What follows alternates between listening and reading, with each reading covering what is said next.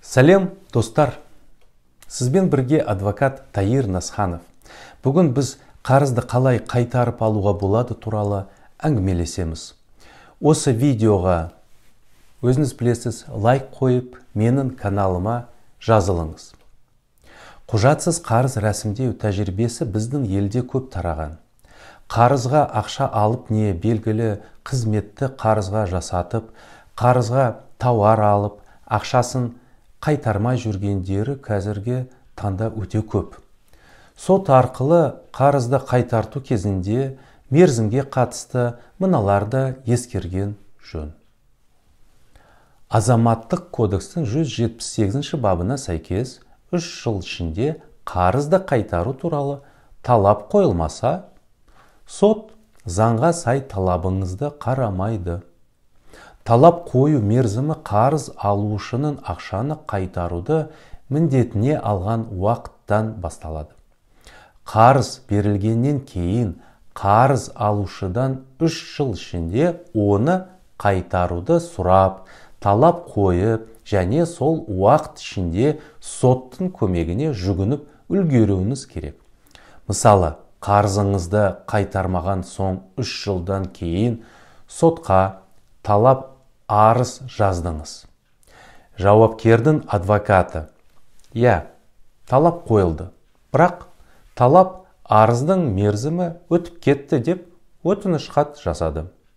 Сондықтан қарызды қайтару жөніндегі талап арызды сот қанағаттандырмайды.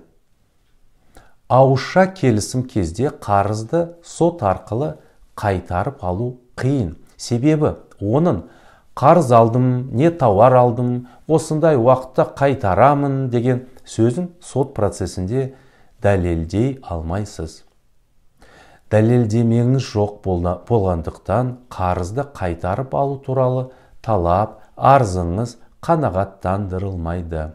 Десек те, Азаматтық кодекстің 152 бабының 3 тармағы бойынша қолхатпен қоса қарыз алушының міндеттеме алғаны туралы SMS хабарлама немесе мессенджерлер мен электрон поштадағы жазбалар дәлелдеме ретінде саналады.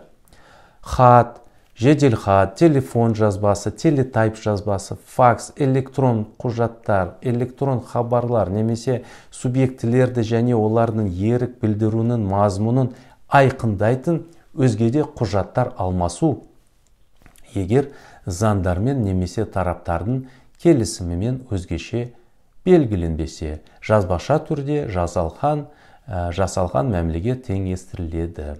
Яғни, адамның қарыз бергені туралы тікелей немесе жанама айғақтары болса, онда сот бұл мәселені қарыз берушінің пайдасына шешу әбден мүмкін.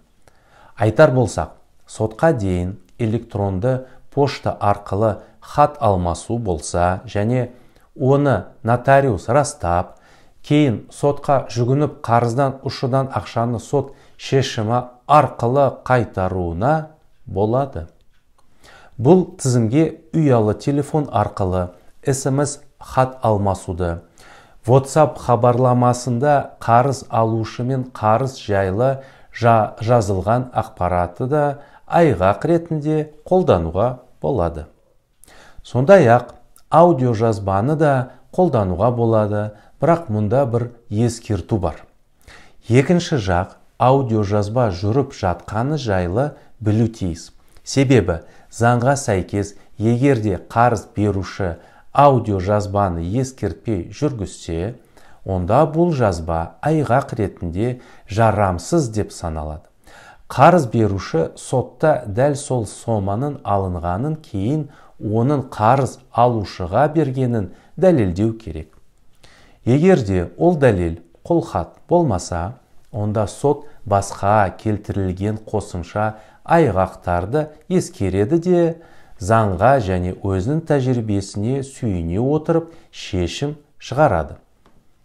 Сондай-ақ заңда егер қарызды растайтын қолхат болмаса, қарыз алғаны туралы куәгерлердің растауы есепке алынбайды. Сот куәгерлердің айғақтарын ескермейді. Сондықтан қарыз беруші жазбаша немесе басқа да жоғарыда көрсетілген айғақтармен дәлелдеу тиіс. Жауапкердің қарыз бен оны қайтару туралы міндеттеме алғаны сотта дәлелденсе, арыз қанағаттандырылып шешім шығады.